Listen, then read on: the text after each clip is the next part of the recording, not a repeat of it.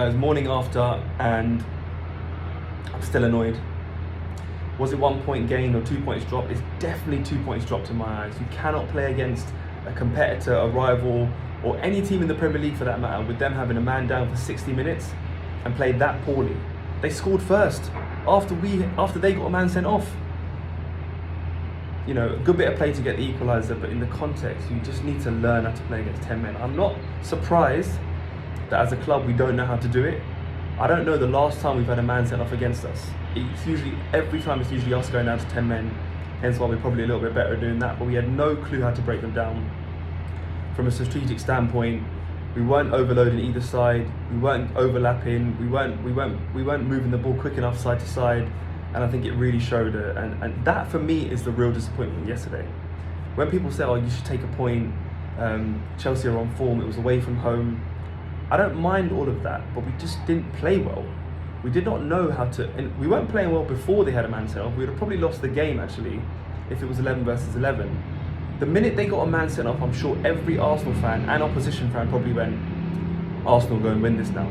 And I really thought they would go and take the game by the scruff of the neck, but we just didn't know how to. It's like almost we were stunned that it happened, and they reacted much better and much quicker. I thought their subs were pretty good in terms of keeping wingers high and wide to keep a threat on the counter, and we just didn't know how to deal with it. I think one thing I really want to talk about though is we've avoided the conversation about injuries to a large extent this year, purely because our squad depth has been incredible. You know, Saka comes off, Madueke comes on, Trossard's out, Martinelli's on, Saliba's out, Mosquera's in, Gabriel's out, Hincapie's in, but it's just getting to a point now where it's going to start costing us. I think it cost us against Sunderland. We couldn't bring on any attackers and we ended up drawing 2-2. It cost us against Chelsea yesterday in that Hincapie and Mosquera are really good backups for our two main centre-backs, but we're talking about the best centre-back partnership in the world in Gabriel and Saliba right now. And you could tell the difference in both boxes in that for their goal, they scored from a corner. When's the last time we conceded from a corner? We don't concede from set pieces generally. And we did yesterday. We also had no attacking threat in their box from our set pieces. I don't feel like we were going to score. Usually when Arsenal get a corner, I think every opposition fan can probably say, well, you just feel like they're going to score, or at least get a header on target or something like that. And we just didn't do it. So big concern now actually about the injury record. I don't know how long Saliba's out for. I don't know how long Gabriel's out for. And we've got a shit ton of fixtures now going into the Christmas period, which I'm really concerned about. I still think we'll be okay. We've got Brentford at home next. But if you think about it now, 2 away games, we've dropped 4 points. Sunderland, Chelsea, our away record at the moment is not great. And we got Villa on the weekend away from home. They're seriously on form.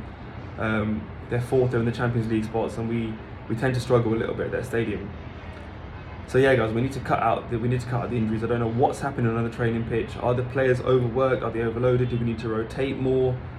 Something needs to change in order to sort of stem the tide a little bit with these injuries, because it's not just happening now to fringe players or players we can cover in, like guys like Martinelli. If he's out, Trossard comes in, Odegaard's out, Eze comes in.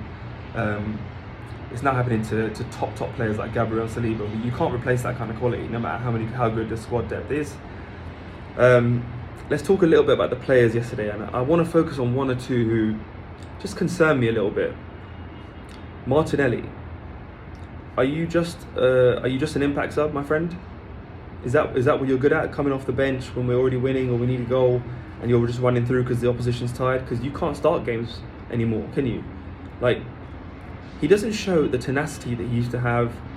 His patterns of play are very basic. He's got no real drop of the shoulder way to beat a man. He doesn't get involved in the game. One thing that annoys me about him is he's so tepid. He doesn't go into any tackle with any sort of intensity. He usually gets shrugged off the ball by any sort of half decent right back. Usually, I mean, against Gusto and Reece James, he's obviously going to struggle. They're two of the best in the league. I know Reece James played more of a midfield role, but he was just all over us yesterday. Eze, I think, as much as we want to praise Eze for what he did against Spurs, we have to look at his sort of the way he integrates into a game that's of a high intensity, usually away from home. He struggles a little bit, and I think Odegaard came on and showed him up in the sense that he took the game by the scruff of the neck. He got on the ball, which is what we needed, and I suggested that we made a sub yesterday with Zubimendi coming off and Ødegaard coming on. One, because Zubimendi was on a yellow, and two, because we needed someone a little bit further forward to just dictate the play a bit. Ødegaard did that superbly, but can Eze do that for us? I'm not sure he's that kind of guy that gets on the ball and moves it around and sprays it left and right. I think he's more of a moments player like we saw against Spurs. So I'm a little bit concerned that Eze is actually probably not the kind of number 10 that Arsenal need, in that the kind of number 10 to control the game. He's more of a number 10 to break the lines, playing a game that we're more in control of. But when we need someone to grab the game by the scruff of the neck, can he do that for us? Let's see going forwards. I think maybe on the weekend we're going to have to make, on the next game against Brentford, we're going to have to make a change in Trossard probably still being unfit. Probably bring Ødegaard into the middle and maybe move Eze on to the left. Maybe he's a bit more impactful on that side. And we need to get Gyökeres back as a number 9, and probably means Merino gets dropped. And I'd also probably now rest Saka. I think we cannot afford any more injuries to our key players. He is definitely our key player. You saw even yesterday when he didn't play that well, he still got the assist. And we definitely need to not overwork him now. He's played a consecutive amount of games. We need to get Madueke probably onto that side. He's much more effective. You could tell when he came on yesterday playing off the left, he's nowhere near as effective because it's just not natural for him to go on the outside. He's much better cutting in from the left, from the right hand side. Sorry, but yeah, I think one more thing to talk about from yesterday's game, and I'm not blaming the referee here, but that referee was not in control of the game. I mean, 4 yellow cards in the first 20 minutes. He's booking every single foul. You don't do that in a London derby. The one tackle that actually was a red card and was a proper foul, he doesn't give. He gives a yellow card to Caicedo and has to go to VAR, and he's got to watch it 10 times to realise that he's tried to break the guy's ankle. Caicedo's a dirty bugger as well. Like, that was a disgusting tackle, fully deserved of a red card, and then Chelsea then spent the next 60 minutes trying to get our players sent off. So I think it was quite smart to take Zubimendi and Calafiori off. I say we took Calafiori off because he was on a yellow, and then Lewis Skelly came on and got booked after about 5 minutes, which was symptomatic of how he's been playing recently. Just a couple of warning signs, guys. Some players drop in form, multiple injuries. We've now dropped 4 points from the last 2 away games. Do I still think we're going to win the league? Absolutely. But do we need to start being careful and picking up the habit of winning games that we're not playing well in again?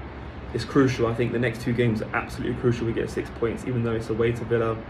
But yeah, apart from that, the next game, Brentford, 3 points, absolute must. But are injuries going to cost us? This is my concern. No more big injuries. We cannot afford to let Declan Rice or Saka get injured. It's happened to our centre-back partnership. We paid for it in the last 2 games. We paid for it, I think, in the Sunderland game with our attackers. Cannot afford for any more players to get injured. It will cost us eventually.